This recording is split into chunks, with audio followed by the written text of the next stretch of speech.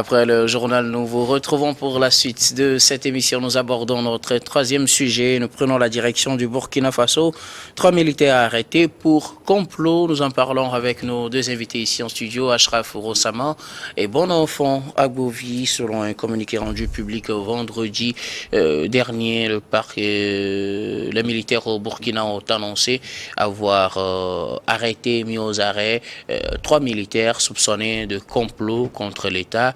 Ceci fait suite à des dénonciations depuis le mois d'août qui ont suscité des enquêtes qui ont permis d'arrêter ces 3 militaires. Il s'agit d'un sergent-chef, d'un ex-caporal et puis d'un adjudant qui sont arrêtés et soupçonnés d'être en intelligence avec des complices internes et externes en vue de déstabiliser la transition au Burkina Faso. Ils ont, selon le procureur militaire, reconnu les faits qui leur sont reprochés. Ils sont mis aux arrêts. Nous en parlons avec vous. Voilà, au Burkina Faso, on en parle généralement, des gens qui seraient tentés de déstabiliser le pouvoir du capitaine Ibrahim Traoré. Une annonce avait été déjà faite la dernière, je pense, c'était en décembre dernier. Et il y avait des soupçons de déstabilisation selon les officiels burkinabés. Et voilà, là, on va plus loin. On arrête 3 complices. Je commence par vous, Ashraf ou Rossama. Des gens qui voudraient déstabiliser le régime de transition au Burkina Faso, malheureusement pour eux, ils ont été arrêtés. Oui, mais bon, ce sont des événements qui ne me surprennent pas. Hein. Pourquoi ça ne me surprend pas? Parce que lorsqu'on est, disons, dans une situation politique de cette nature-là, il faut s'attendre à tout.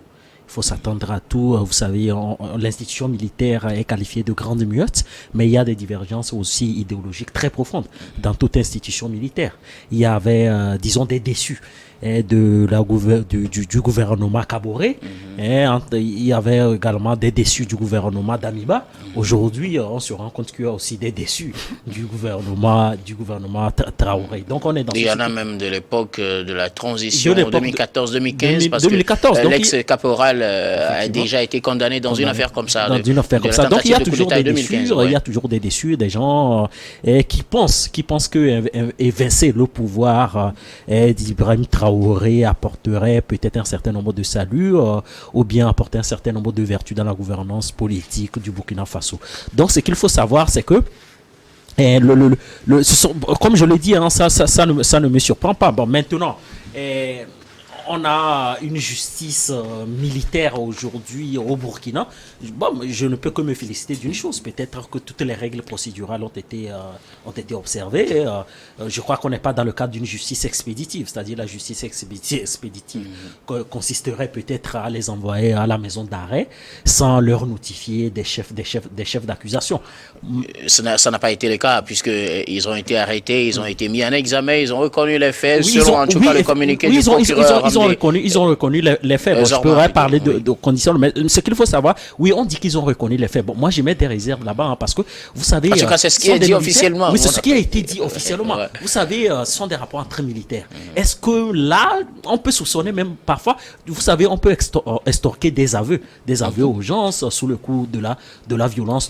On peut. On peut. Ouais. C'est ce que je dis, sous le coup de la torture, des traitements dégradants. Ça, il faut le souligner. Donc, je crois qu'on n'est pas à l'abri d'une déstabilisation. Est-ce que les militaires qui ont été interpellés. Bon, essayons aujourd'hui de deviner quels peuvent être les points de discorde entre ces militaires-là. On arrivera sur cet aspect tout à l'heure. Traoré. Moi, je crois qu'il y a un certain nombre de nos concitoyens, moi je n'affirme pas, des Burkinabés qui dénoncent, disons, les dérives autoritaires également du pouvoir. On viendra sur les raisons Traoré, qui pourraient susciter une telle situation. Je crois que le Burkina Faso a une situation libérale, donc on va revenir sur certains nombres d'aspects. Voilà, je voudrais avoir d'abord vos premières analyses sur cette situation. On évoquait effectivement des soupçons de tentatives de déstabilisation. Là, on va plus loin. Ce n'est plus seulement des soupçons, ce n'est plus seulement des simples communiqués, mais on arrête des gens, 3 militaires qui sont arrêtés. Et dans cette affaire, ils auraient reconnu les faits qui leur sont reprochés. Parmi plusieurs accusations, la tentative d'atteinte à la sûreté de l'État. Bien, bon, comme Ashraf l'a dit tout à l'heure, bon, c'est pas un fait nouveau, puisqu'il y avait eu des soupçons déjà. Et vous savez, quand il y a des soupçons allant dans ce sens de porter l'atteinte à la sûreté de l'État, c'est quelque chose qui peut prendre corps. Donc aujourd'hui, la tentative de ces 3 militaires, un sergent-chef, un ex-caporal, caporal et puis un adjudant. Un adjudant. Bon, quand on parle de ex-caporal, déjà, ça veut dire qu'il n'est plus... Il est déjà condamné dans une affaire de voilà, tentative de coup d'État lors de la transition 2015. Donc, ça ne nous étonne pas, mais au fait, les coups d'État au Burkina Faso ont été successifs, ces temps-ci, jusqu'à l'avènement du jeune Traoré. Vous savez, lui aussi, il a renversé, je crois, celui qui dort à Lomé aujourd'hui, Damiba. Et ça veut dire, mais il faut reconnaître quand même que quand le jeune Traoré est arrivé, il est en train de poser certains pas quand même. Même, tu l'as dit tout à l'heure, nous allons revenir sur les raisons de discorde qui pourraient amener ces trois-là à déstabiliser. Je crois que moi, bon, ça peut ne pas être les trois-là, ça peut ne pas seulement être les trois-là, mais c'est ceux qui sont arrêtés pour le moment. C'est pourquoi nous allons suivre quand même le dossier. Mais il faut savoir quand même que les soupçons qui ont été révélés sont devenus aujourd'hui chose faite. Ça veut dire que le jeune Traoré aussi est assis quand même sur, je crois, un œuf. Ça peut s'éclater à chaque moment. Eu égard à ce que les gens sont en train de lui reprocher dans la gestion même de la chose naturelle du Burkina. Donc aujourd'hui, ça a valu un peu, on allait encore assister à un autre coup d'État au Burkina Faso. Et ça serait vraiment désagréable pour la sous-région. En tout cas, qu'est-ce qui pourrait donc aujourd'hui pousser des gens à s'insurger contre la gestion du capitaine Ibrahim Traoré? C'est vrai, on ne peut pas avoir toutes les raisons, mais selon vous, qu'est-ce qui pourrait pousser des gens à faire ce genre de choses? Selon le communiqué, il sera en intelligence avec des éléments à l'interne et à l'externe du Burkina Faso peut-être. Qu'est-ce qui pourrait pousser des gens à vouloir renverser le régime du capitaine Traoré? Oui, mais qu'est-ce qui peut être, disons, à l'origine de cette insurrection? Disons, bon, comme je l'ai dit, il y a un certain nombre de militaires ou de populations civiles qui désapprouvent aujourd'hui la conduite des affaires du pays, qui estiment qu'il y a... Sur quel plan? Sur quel plan? Par exemple, sur le plan, par exemple, des libertés. Ils estiment, oui, certes, aujourd'hui, le Burkina Faso fait face à un certain nombre de défis. Je veux parler du terrorisme, mais vous savez, la liberté demeure la règle et les restrictions de la liberté. L'exception autant pour moi. Est-ce que le Burkina Faso restera éternellement dans cet état d'exception? À un moment donné, il faut restaurer un certain nombre de... Mais puisque le mal n'est pas éloigné, le mal n'est pas éloigné. Bon, ça c'est la première raison. La deuxième raison, c'est que ce sont des militaires. Peut-être qu'ils ne sont pas d'accord avec la stratégie militaire également qui est déployée. N'oublions pas qu'il y a aussi des victimes d'ici et là, même si on peut comparativement donc à ce que le Burkina Faso a connu par le passé, on peut estimer qu'il y a quand même des avancées majeures. Donc, quand on essaie de faire le bilan, on peut estimer qu'il y a des raisons objectives qui peuvent pousser ces militaires-là à déstabiliser la transition. Maintenant, on dit qu'ils sont vraiment en connivence avec un certain nombre de forces extérieures.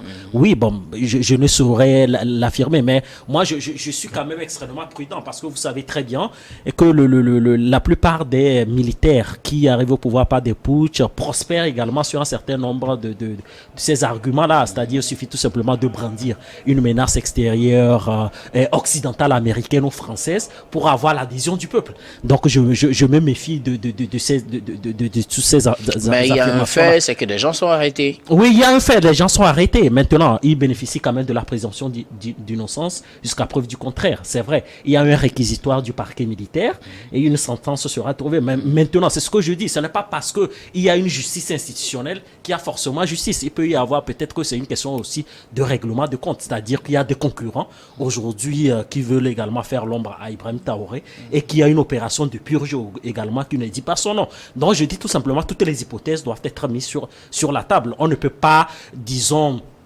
considérer les chefs d'accusation du parquet militaire, de la justice militaire aujourd'hui comme des dogmes.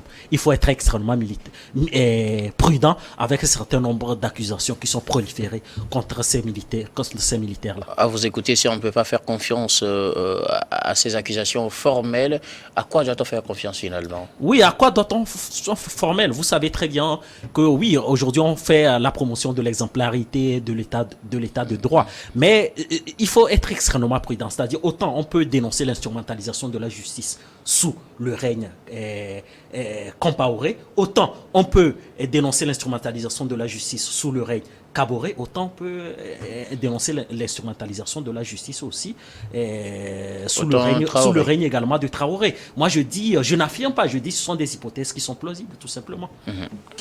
Bon enfant Bovi, qu'est-ce qui pourrait pousser les gens à vouloir s'insurger contre la gestion, ou bien du moins contre le régime du capitaine Ibrahim Traoré? Selon les accusations, ils avaient pour mission, ces 3 qui étaient arrêtés, avaient pour mission d'identifier des points sensibles, les domiciles de certains tenants du régime, y compris du capitaine Ibrahim Traoré, d'identifier des points sensibles de la transition pour pouvoir peut-être frapper après, on ne saurait le dire. Ils ont été arrêtés. Qu'est-ce qui aurait pu être les raisons si le fait qu'ils leur sont reprochés est vrai, parce que selon le parquet militaire, ils auraient reconnu les faits?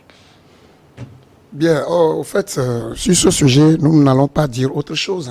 Si les 3 qui sont arrêtés ont comparu, ils ont reconnu ce qui leur ont été reprochés, moi je ne dirais pas le contraire.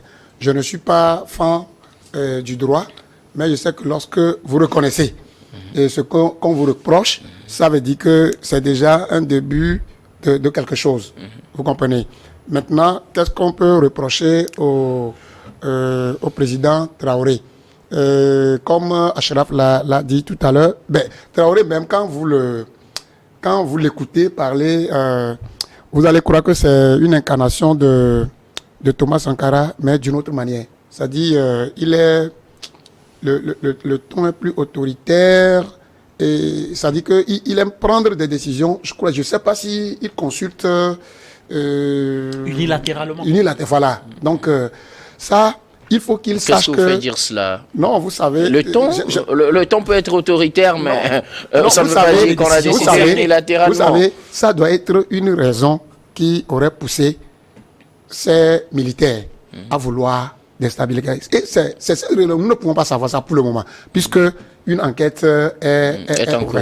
Quoique ils aient, comment l'appelle-t-on, reconnu les faits qui leur été reprochés. Les faits qui leur sont reprochés, voilà, oui. donc une enquête a été mise en place. Donc nous attendons les fins de cette... Mais je dis que Traoré, quand vous analysez ces phrases, et vous allez savoir vraiment que c'est un militaire. C'est-à-dire que il a un ton trop, pas didactique, mais... Il y a trop de verticalité. Il y a trop de dedans. Donc, c'est comme... il n'aime pas écouter les autres. Il est le président. Ce qu'il dit, c'est ça qui doit être fait. Donc, c'est pour ça que les gens, certains l'accusent d'autoritarisme. Vous comprenez? Maintenant, entre-temps, à l'intérieur du Burkina Faso, j'ai appris la fois passée que on a passé à la fermeture de certains médias quand tu fais l'éloge, ou bien lors des émissions, tu fais l'éloge, etc., ils te ferment. Donc, vous savez, ça là, je crois qu'on va pas aussi exagérer les faits. Vous savez, effectivement, il y a un média qui est fermé. Nous sommes en train de circonscrire les raisons qui pourraient, d'une manière ou d'une autre. Je vous dis que peut-être ça peut ne pas être que les 3. Non, je dis, ça peut ne pas être que les 3 qu'on a arrêtés là. On peut avoir d'autres personnes, même temps civil. Bien sûr. Bien sûr. Donc, comme les enquêtes sont lancées, mais je dis que certains trucs peuvent frustrer les militaires, de même que les civils. Donc, jusqu'à présent, nous ne pouvons pas sur ce plateau tout circonscrire pour dire effectivement que c'est ceci, c'est ceci. Pour le moment, ce que nous avons constaté, c'est ça que nous sommes en train de Alors, aujourd'hui, le régime de Traoré est-il sur la sellette? Est-il en train de... pourra-t-il aujourd'hui peut-être faire face à une réalité d'un coup d'État? C'est possible? Bon, nous devons prier pour que ça n'arrive pas. Parce que moi, quand on parle encore déjà d'une mère étrangère, vous comprenez, ça c'est déjà... Moi... On parle de quelle main étrangère, non, en fait... Non, on n'a pas dit... Vous savez, on n'a pas... Mais vous savez, il n'y a pas eu de coup d'État au Burkina Faso là-bas sans une main extérieure. Il n'y en a pas. Ah bon? Vous allez me dire ça? Non. Pour Compaoré, c'était quoi? C'est la France, non? pour... Ça, comment on appelle je n'en sais rien. Non, moi. pourquoi tu n'en sais rien? C'est cela, vous savez. Je suis obligé d'en Non, savoir vous devez quelque savoir. chose. Pour Bon, Dajuka, vous savez, Ah ben, je prends pour Campaoré. Je prends pour Campaoré. C'est le coupable parfait. Après, bon, on doit vous dire quoi pour savoir que c'est la France qui a commandité ce coup-là. Je n'ai pas de preuves. Vous savez, il faut, c'est pourquoi je dis que vous faites la politique. Non, s'il vous plaît, nous allons aller au concret. Nous allons aller au concret, monsieur Abobi. Oui, allons au concret. Je dis, la plupart des coups d'État qui ont été consommés, si vous dites la plupart, d'accord. La plupart des coups d'État qui ont été consommés au Burkina Faso avaient quand même des mains extérieures. Même si vous ne le reconnaissez pas, vous faites la politique du déni. Non, l'hypocrisie politique, c'est son terme. Politique. Moi, il faut dire les choses. Il faut dire les choses. Par rapport à ces coups d'État, ce que nous lisons, ce que nous écoutons, les déclarations de grands analystes prouvent que les mains extérieures peuvent encore pousser ce que déchante mon collègue, qu'il ne faut pas que toute chose qui arrive en Afrique qu'on l'impute à des... Mais je sais que nous reviendrons encore sur ce plateau et nous allons savoir la main noire qui était derrière encore ce qui allait se passer. Tout compte fait.